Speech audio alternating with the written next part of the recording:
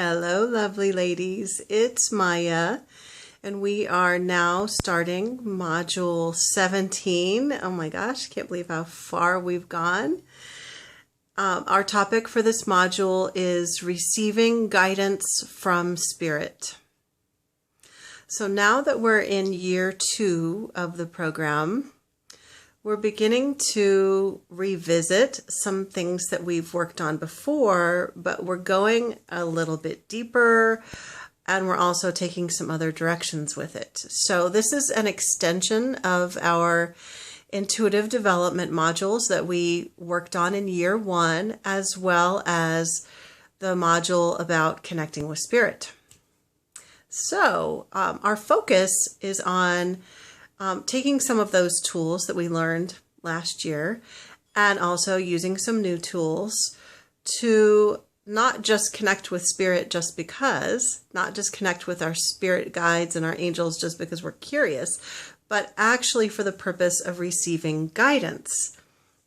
Guidance for your own life, guidance for if you are working with clients or doing if you're doing Reiki sessions or intuitive sessions with clients or friends or loved ones, then being able to connect with your spiritual team for guidance, for the purposes of receiving guidance, is really, really helpful. In this module, we have 4 videos. The first video, which we're doing right now, is a video in which I'm going to go into a review of who your spiritual team includes. Okay, and then video 2 is going into using the pendulum.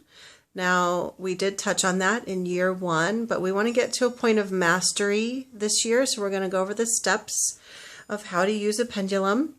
We're going to practice it, and then we're going to, having that skill is going to help you with the other 2 aspects that we're going to work on. So in video 3, we're going to cover channeling. So we'll talk about what that is and some safety precautions and how to do it.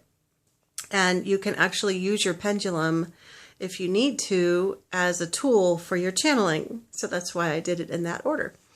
And then last but not least, video 4, we're going to touch on mediumship and what that is and some tips on how to develop that. So when I sat down this morning to work on the videos, I always look at my notes and then I make some outlines of what it is that we're going to work on. And I couldn't remember what the topic was.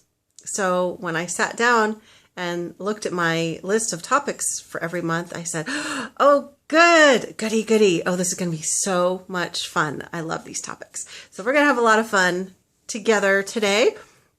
So let's go into our topic for this video, reviewing your spiritual support team. So some of this you already know, but let's go over it again. Okay, so your spiritual support team, that's the fancy term that I use for the beings and the aspects that you are tuning into for guidance. So number 1 aspect of your spiritual team is yourself. A lot of people are always trying to connect with their spirit guides, but remember that as we're connecting, as we're tapping into guidance from Spirit, the number 1 aspect that you want to tune into is your own inner wisdom, okay? As well as your spirit and your higher self. So that's all kind of all rolled into one. So tuning into your inner wisdom, that deepest knowing. And then your spirit is that aspect of you that is non-physical, that lives on infinitely, that existed before you had your physical body and will exist after. And I believe that it's your spirit that really holds your intention for your life purpose. And so I like to really connect with my spirit rather than focusing on getting guidance from my analytical mind. I try to drop into my deepest inner knowing and the wisdom of my spirit. And then there's also something called the higher self, and that's a term that's used a lot in spiritual circles. The higher self is just, connecting with that aspect of you that is the highest aspect of you. So not that part of you that's messy and human and, has all sorts of messy emotions and drama and stuff. That part of you is also beautiful and important. But sometimes we want to call on that highest aspect of ourselves, the best possible, the part of us that's really seeing things from a place of love and compassion and connection with spirit. Yeah, so that's your higher self. Okay, so that's the first aspect of guidance that you want to tap into, connecting with yourself. And I want to really emphasize, so often we're looking outside of ourselves for information, for knowledge. You might look towards me, you might look towards other teachers. I want to really encourage you to first and foremost look within, even before you seek answers from your guides and your angels, because you already know the answers. So now moving on, then you can also call on beings outside of yourself for guidance. And I'm going to differentiate here your angels versus your spirit guides. So your guardian angels are those, you have at least 1, 2, or more angels who are, they are specifically angels. They are not former human beings. They are of the angelic race rather than the human race. Okay. So they are assigned to you for this entire lifetime to support you, give you information and protect you. And sometimes some people believe that they're with you for multiple lifetimes. So I don't know the answer to that. I think it maybe depends on what you're doing in that particular lifetime. So you have your guardian angels, and you can call on them. And the guardian angels are wonderful because they come from a place of unconditional love and wisdom and a closeness with the divine, with God. Okay. So you have your guardian angels, and then you have your spirit guides. Your spirit guides are, I consider that like an umbrella term that encompasses a lot of various different helpers. So under the umbrella of spirit guides, you can have human beings who have passed away and they're on the other side. They're in spirit now, and they are given the assignment to come back and help you. Perhaps you're an educator, you're a teacher, or you're a mother, or you're a performer, or whatever it is, or you're a student. Whatever it is that's your main focal point in your life, that person perhaps was a teacher, or they were a performer, or they had a similar role. So they're assigned to come in and walk with you in this lifetime and support you and share their wisdom and their strength with you. Sometimes that human being that's on the other side, that's your spirit guide, is actually a loved one who has passed on. Not always, but sometimes one of your spirit guides could be a grandmother, grandfather, uncle, great grandmother. Often I will see spirit guides that are really further up or further back in the lineage. And even if you've never met them before, in spirit you've met, on the other side you've met. So they can come in and assist you. So that's another form of spirit guide. I've got my whole list here because there's a lot to go over. Okay. And then we have beings that are non-human that can act as spirit guides. Any type of spirit or being that has not ever lived a human life and an ascended spirit, right? So just to acknowledge that there are some beings that never do come to the earth, they're always on the other side. Okay. But they come to help us in spirit form. Another form of spirit guide could be fairies and elementals. Elementals are just the broad term for earth spirits. And basically, if you have a strong connection with it, for example, if you have a very strong connection with magic or with earth-based practices, you may have drawn in a spirit guide that is connected with the earth, like a fairy or an elemental. However, if you don't really connect with that at all, and that's not your language that you use, then it's less likely that you will have a guide like that. Also, animal totems. So oftentimes we have a spirit guide that's an animal. And a lot of people don't think about this, but you can also have a spirit guide that's a plant. Native Americans had a very strong connection with both plants and animals, and they called on them for assistance and guidance and wisdom. So if that calls to you, then you might actually have some beings walking your life with you, giving you support that are not just your loved ones passed on, but other types of beings as well. And we're just going to go way out there right now. Some people do have spirit guides that are, I'll call them otherworldly. So from other dimensions or other worlds. And again, those people who tend to have a spirit guide like that already tend to connect. They tend to have a feeling like they're not from this planet. Like they tend to have a feeling like they themselves are not really from this planet, that they really connect with the stars and the other planets. So if that's you, then you might have a spirit guide that is otherworldly. And I have encountered a few with the clients that I've worked with. But more often than not, it's loved ones and human beings that are on the other side. Also, ascended masters can be your spirit guides. For example,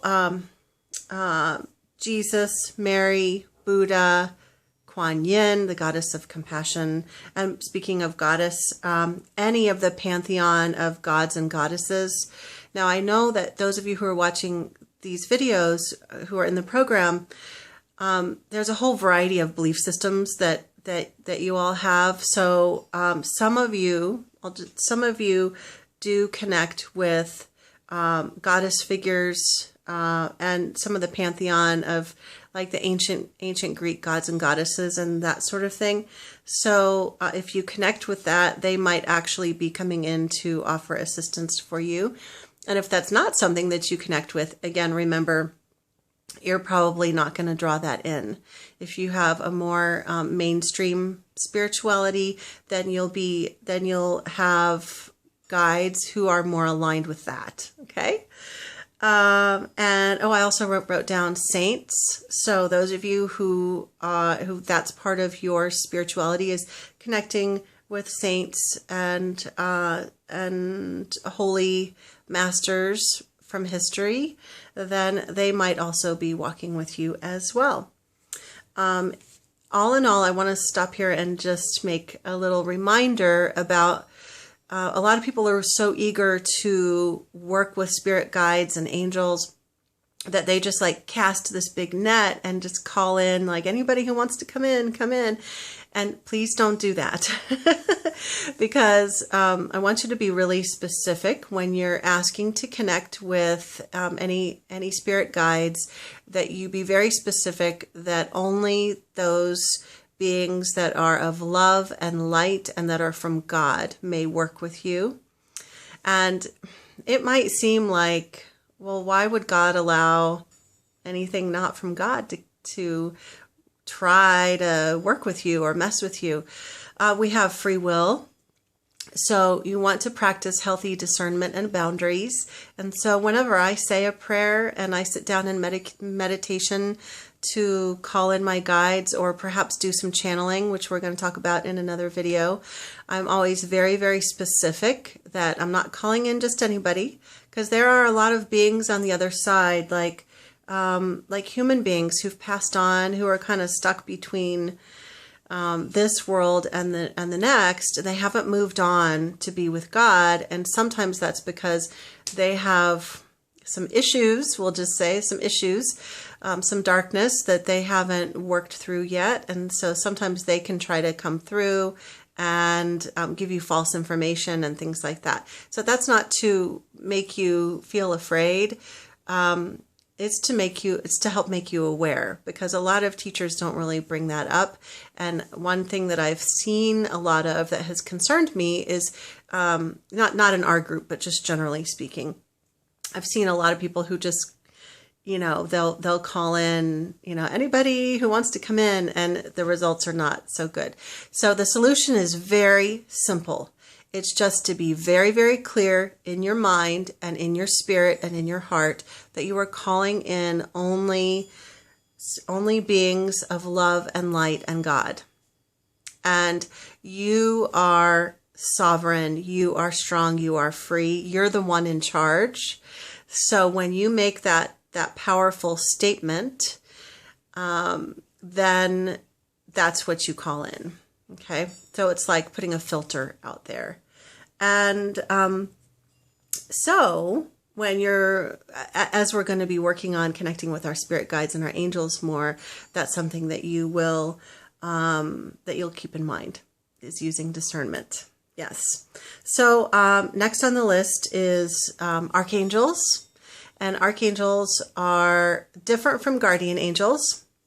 Guardian angels are a lower level of angels. Not that they're low, but they're lower. They're closer. Guardian angels are closer to the human race. They're not humans, but they work more closely with us. Archangels are actually further up in the hierarchy, but they also work quite a bit with humans, and they also have that strong connection with God. Archangels, like Archangel Michael, is the angel of protection. Archangel Raphael is the angel of healing. I call on Archangel Metatron for assistance with opening my intuitive abilities and also helping me to deal with oversensitivity when I'm picking up on too much stuff. And Archangel Uriel, Uriel, for assisting me with life transformations. So those are 4 that you might want to start working with. And then lastly, of course, when you're tapping in and wanting to get guidance from spirit, you might want to connect just directly in with the divine, whatever that is for you. So that could be just something really broad, like all that is, creator, divine, essence, source, energy. Or it could be a very specific relationship, God, goddess. Okay. So you can connect in with any of your spiritual team, your inner wisdom, your spirit, your own spirit, your guardian angels, your spirit guides. What did I leave out? Your spirit guides, the archangels, the divine. Okay. And what's going to happen over time, and with some of these techniques that I'm going to teach you in the other videos, what's going to happen over time is that you'll develop a relationship with some of your spirit guides. So you won't have to use that discernment every time. When you're first beginning to connect with your guides and your angels, you will want to use that level of discernment that I mentioned. But once you've developed a relationship with them, you will eventually learn their names and who they are, and you'll be able to call them in and know that they are of high integrity and that they are of love and of God. And some people in their lifetime will strongly connect with one guide, with one of their angels or guides. And that's really plenty to assist you with guidance. And then some people have a whole bunch of guides that they're calling on. I just want to say that more is not necessarily better. It's really about the quality of the connection. And you've probably heard me in some of our healing sessions. You've probably heard me call in a whole list of guides that I work with. And that's because I've been doing this work for a really long time, and also because I do healing work and intuitive work, and I have a big team working with me. But just know that really one is enough. I think the author and psychic Sylvia Brown, she had one, I can't remember the name of her guide, but she had one guide that she worked with, and she did tremendous work in the world. So one is enough. Don't feel like you have to be an overachiever. Okay, so now we've gone over all of that information about what we're wanting to connect with, who we're wanting to connect with, or what's possible that you can connect with. And in the next video, we're going to return to one of our tools. It's really nice to have a physical tool to allow you to connect, because sometimes it just allows you to get your own brain out of the way so you're not overthinking it. So we're going to work on using the pendulum. And then in the next video, we're really going to get into channeling, and that's where I know some of you are really eager to find ways to meet your spirit guides and your angels and find out who they are and what they're about and what information they have for you. So in that video, we'll be going into some methods for how you can do that. All right. So as always, if you have any questions, let me know, and I look forward to seeing you in the next video. See you later.